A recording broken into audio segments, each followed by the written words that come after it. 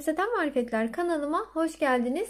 Bugünkü örgü anlatımında 2 şişle örülen en kolay, en pratik yeni doğan bebek patik modeli yapımını sizlerle paylaşacağım. İnşallah beğenirsiniz ve hep birlikte denemiş oluruz. Modelimiz bakın bu şekilde. Ayakta da çok güzel duruyor. Böyle karpuz patiğe benziyor ama farklı bir örülüş tekniği var. Bakın bu şekilde. Buraları daha genişken, bakın buraya doğru daralan bir şekilde örgüsü var.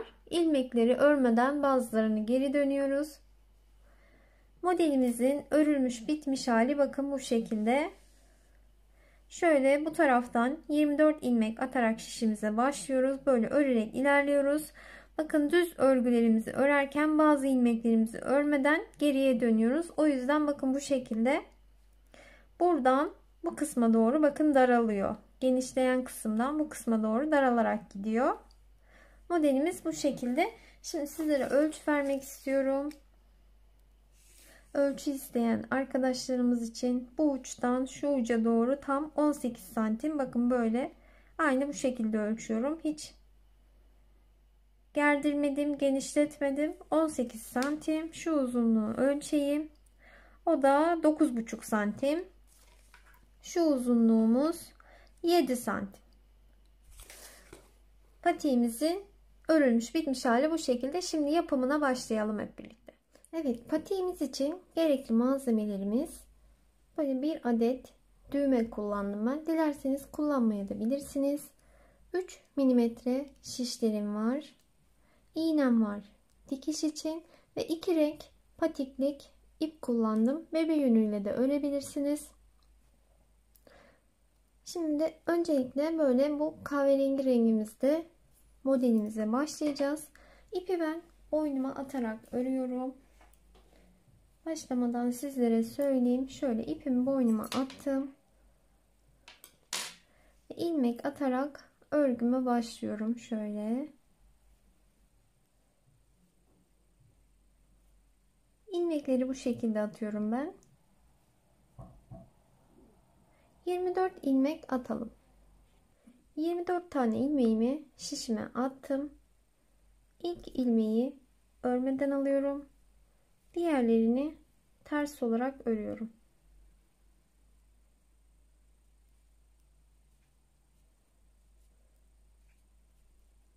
Böyle son bir ilmek kalana kadar örelim. Son ilmeğime geldim. Onu düz olarak örüyorum.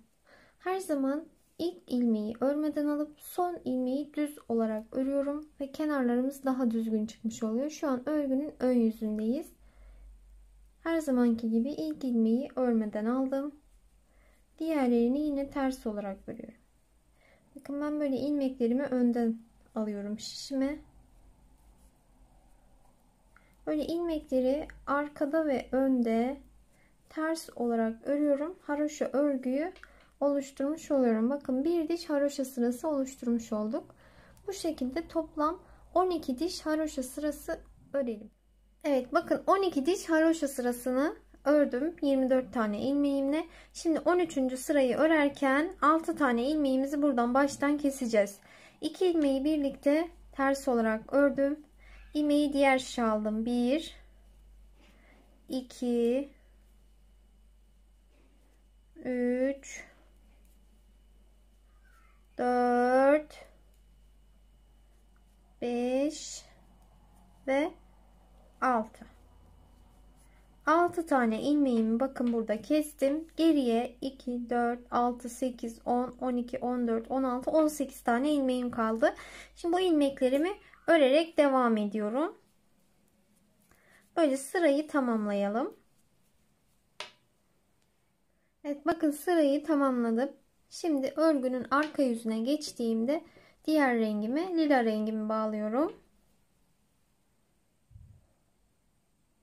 Şimdi şöyle 2 sefer düğümleyeceğim. Şöyle. Şimdi bu rengimle devam edeceğim örmeye. Diğer rengimi de kopartmıyorum. Renk geçişlerinde ilk ilmeği örüyorum. İlmekleri ters olarak örelim.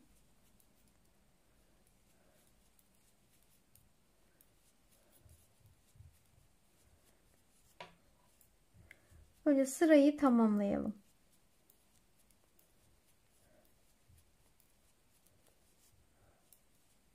Şu an örgümüzün arka yüzündeyiz. Şimdi örgünün ön yüzüne geçtik. Bakın burası örgümüzün ön yüzü. İlk ilmeği örmeden aldım. Diğerlerini düz olarak örüyorum. Böyle.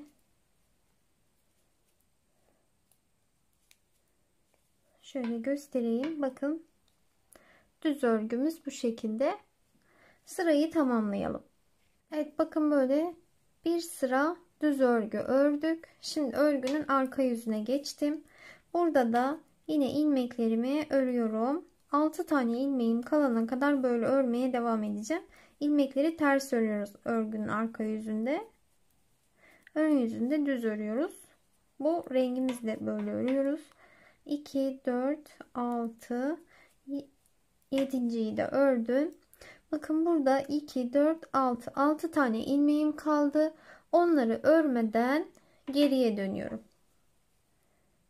İlk ilmeği örmeden aldım. Diğerlerini düz olarak örmeye devam ediyorum. Yani örgünün şu an ön yüzüne geçtim. 6 tane ilmeği örmeden döndüm. Bakın bu şekilde. Buradaki 6 ilmeğimi örmeden döndüm. Diğer ilmeklerimi örerek ilerliyorum. 12 tane ilmeği ördüm. 6 taneyi örmeden döndüm. İlmeklerimi düz olarak ördüm. Bakın bu şekilde. Şimdi örgünün arka yüzüne geçiyorum. Arka yüzüne geçtiğimde diğer rengime geçeceğim. Bakın lila rengimizi burada bırakıyoruz artık. Diğer rengimize geçiyoruz.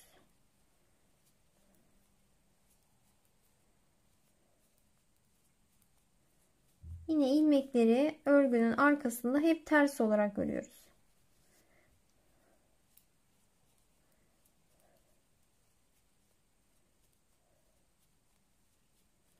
İlmeklerin tamamını örelim. Evet, bakın böyle ilmeklerin tamamını ördüm. Şimdi örgünün ön yüzüne geçiyorum. Burada kahverengi rengimle 2 diş haroşa sırası öreceğim. Git gel yaparak 2 diş haroşa sırası örelim. Evet, bakın kahverengi rengimle 2 diş haroşa sırasını ördüm. Şimdi örgünün arka yüzünde yine diğer rengime geçiyorum. Bu rengimle şimdi tüm ilmeklerimi ters olarak öreceğim. Örgünün ön yüzüne geçeceğim. Şimdi ilmeklerin tamamını örelim. Evet, renk geçişini yaptık. Şimdi örgünün ön yüzündeyim. İlmeklerimi düz olarak öreceğim. Böyle ilmeklerimizin tamamını sıra sonuna kadar böyle düz olarak örelim.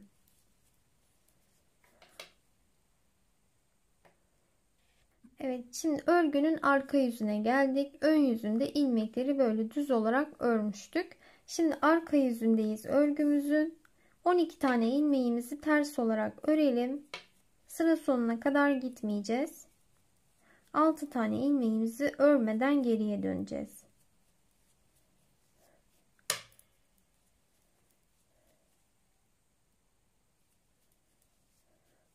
Evet, bakın 2, 4, 6 tane ilmeğim burada kaldı. Onları örmeden şöyle geriye dönüyorum. Yani ön tarafa döndüm. Bakın örgünün ön yüzüne geçtim. 6 tane ilmeğimi burada örmeden bıraktım. Şimdi yine ilmeklerimi düz olarak örmeye devam ediyorum. İlk ilmeği örmeden aldım. Diğerlerini düz olarak örüyorum.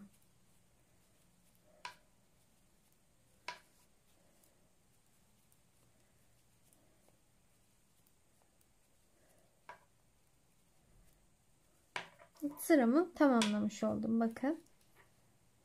Bu tarafı daha az, bu tarafı daha çok örmüş oluyoruz bu şekilde. Şimdi tekrardan kahverengi rengime geçeceğim. Yine 2 diş haroşa sırası öreceğim. Bakın şöyle 1, 2, 3, 4 defa lila rengimle 1, 2, 3 defa kahverengi rengimle ördüm. Şimdi böyle sıraları yine aynı şekilde tamamlayalım. Evet, bakın bu şekilde sıraları tamamladım. 1 2 3 4 defa lila rengimle, 1 2 3 defa kahverengi rengimle haroşa sıralarını ördüm. Şimdi örgünün arka yüzündeyim. Şu lila rengimizi artık böyle kesebiliriz. Onunla işimiz bitti. Diğer rengimizle örmeye devam edeceğiz. Şöyle bağlayalım.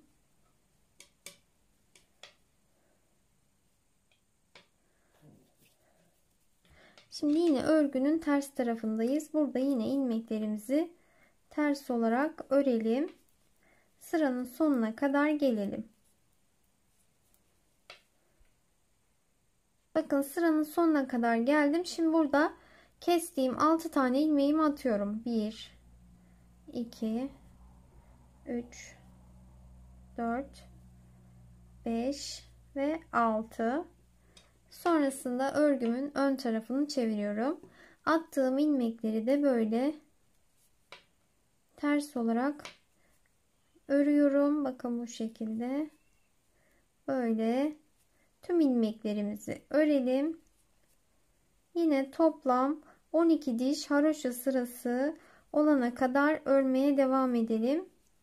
İlmekleri ilk attığımızda biraz örmesi zor olabilir. Bakın bu şekilde ilmeklerimi atmış oldum. Yine 24 tane ilmeğe çıkmış olduk.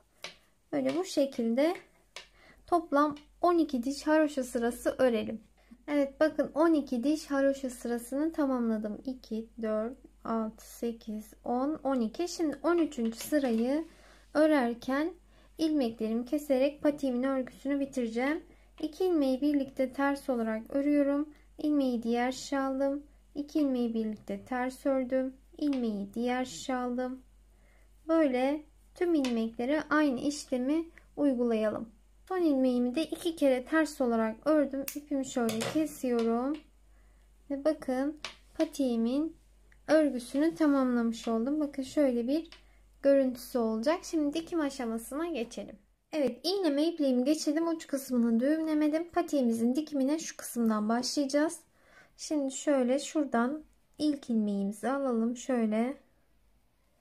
Bakın şöyle kahverengi kısımlardaki ilmekleri aldım.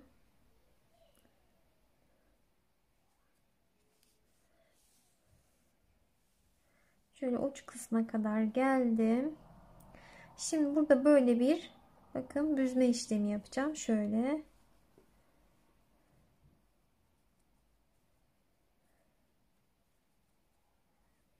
Bakın tersinden yaptım.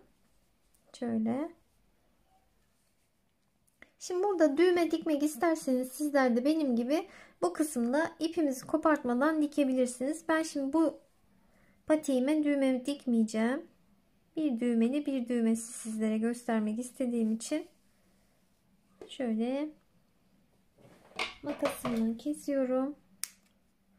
Şu ipimi de biraz kısalttım. Sonra tığla bunu da gizleriz. Şimdi şöyle tersini çevirelim. Tersinden de yine bakın şu kahverenginin ilk ilmeğinden aldım. Mordan aldım. Kahverengiden, mordan böyle şu ilmekleri alarak en son yine kahverengiye kadar geldim. Yani tam ortalamış oluyorum. Şimdi burada da bir büzme işlemi yapacağım ki parmak uçlarındaki sivriliği gidermiş olacağız. Yumuşak bir geçiş yapmış olacağız. Sizlere şimdi onu da göstereyim. Bakın şöyle.